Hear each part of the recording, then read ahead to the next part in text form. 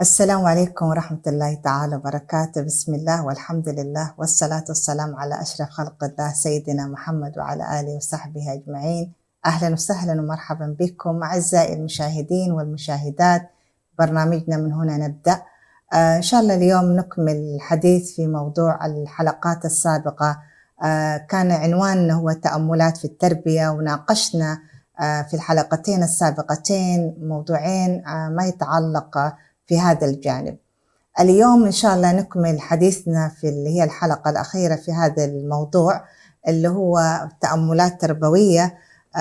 تحدثت في الحلقة السابقة ماذا نريد من أبنائنا، أو كيف نريد أن يكون ما نريده من سلوك أبنائنا، يعني الصورة اللي وضعناها لأبنائنا. اليوم نتحدث في جانب آخر.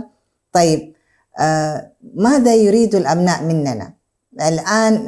يعني يمكن السؤال من جانب آخر، هو من جانب الأبناء نفسهم.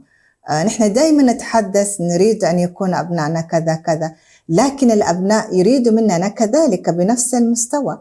بالمقابل ابني يريد منا أشياء كثيرة. فيعني تلاحظ نحن نقف مع أنفسنا وقفة صادقة، ولابد أن نقيم أنفسنا. الآن لو أعطينا للأبناء ورقة وأعطي كم من الدرجات في تقييمهم لأبهاتهم في الأشياء الصحيحة، يعني هذا لا يعني أن إحنا يعني نزرع في الأبناء محاسبة، لا، ما المقصود هذا. لكن المقصود أنه نحن كيف نربي، كيف نتعامل مع أبنائنا. فنجد إنه نحن سلوكنا أن نكون قدوة حسنة، يعني القدوة هي الأساس في هذا الأمر. التربية أساسها أن نكون إحنا كوالدين ما يريده أبنائنا مننا نكون إحنا قدوة بالمعنى القدوة، بمعنى نحن في سلوكنا نكون قدوة، في أفعالنا، في سلوكنا، في معاملتنا، في كل ما يرتبط ما نريده أن نحققه في أبنائنا لابد أن يتجسد في سلوكنا. فتجد أن أحيانا أطفال الصغار يبدأ يمسك القلم وكأنه عايز يشرب، يعني يدخن، لأنه تقليدا لما يراه من الكبار. وإذا كان في البيت يعني في وقت الصلوات، وهذا الشيء ملاحظ موجود في كل الأسر، في كل البيوت. الابن يدع السجادة والبنت تلبس حجابها لأنه تقلد الوالدين في التزامها بالصلاة، وقبل ما الوالدين حتى يتحدثوا معاهم في موضوع الصلاة. يعني إحنا كلنا يعني نشأنا في هذه الأسر، وحتى أبنائنا وأحفادنا ما زالوا هم يقلدوا نفس السلوك.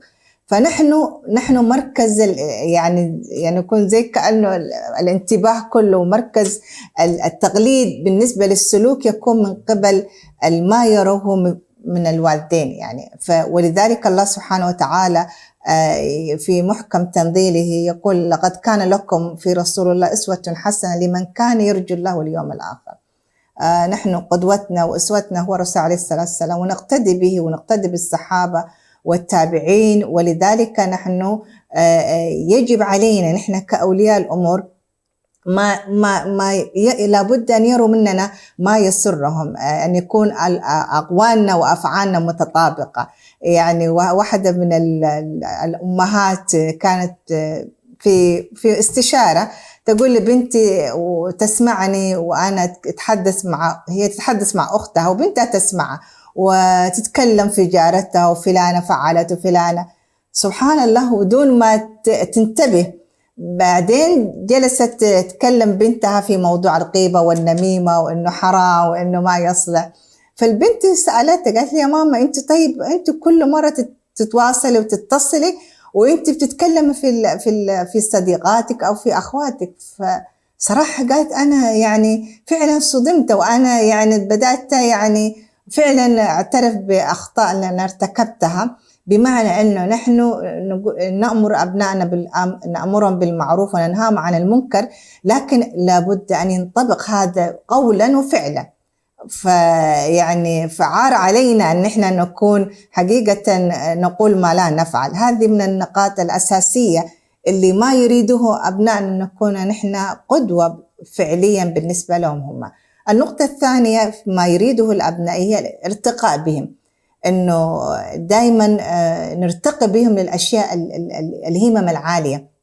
ودايما كنا إحنا نناقش في موضوعنا عن موضوع التربية وموضوع الهمة العالية والمعنى من وجودنا في هذه الحياة، ويكون لنا هدف وأن نرتقي بهم إلى الأبناء اللي نحن حقيقة زي ما ذكرنا في اللقاء السابق، أن يكون أبنائنا فعلا امتداد لنا، ويكون أبنائنا منتجين وأبنائنا صالحين ومصلحين وأقوياء.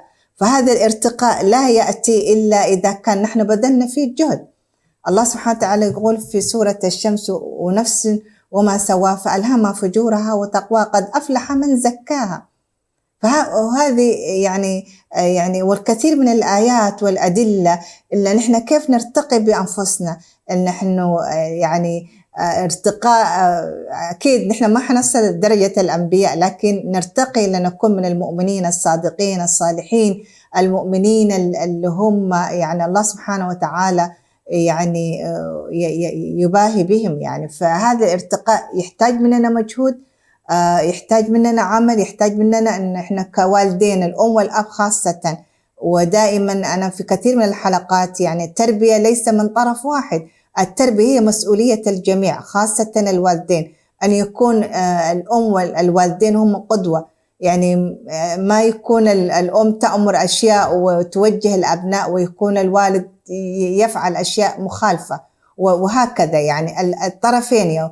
وفي نفس الوقت ما يكون الأب هو ملتزم بالصلاة والالتزام، والأم تكون هي تأخر في صلاتها عشان عنده عمل في البيت أو عنده مكالمة. وهذه بصراحة من الأشياء الأخطاء الكبيرة جدا. نحن ككبار يعني نقع في هذا الخطأ، نحن نقول لأبنائنا صلوا في الوقت وقوموا إلى الصلاة، لكن أحيانا تجد إنه في مكالمة في رسالة، نحن ككبار يعني نأخر الصلاة، وهذا يعني شيء غير صحيح وما يستقيم الأمر أبدا. الشيء الآخر ما يريده أبنائنا أن نربيهم، أن نريهم مننا يعني أحسن ما يكون في كل شيء. يعني حتى في صلاتنا نريهم مننا الصلاة الصحيحة، الصلاة اللي فيها خشوع، الصلاة تكون بطريقة يعني فعلا تقبل عند الله سبحانه وتعالى. نريهم مننا عندما نعطي في نحن نكرم الضيف والجار، نتعامل بالإحسان مع الآخرين، نريهم مننا كل السلوك الطيب، إنه نكظم غيظنا، نتعامل كيف نتفاعل مع مشكلاتنا، كيف ندير أحيانا الخلافات في الأسرة.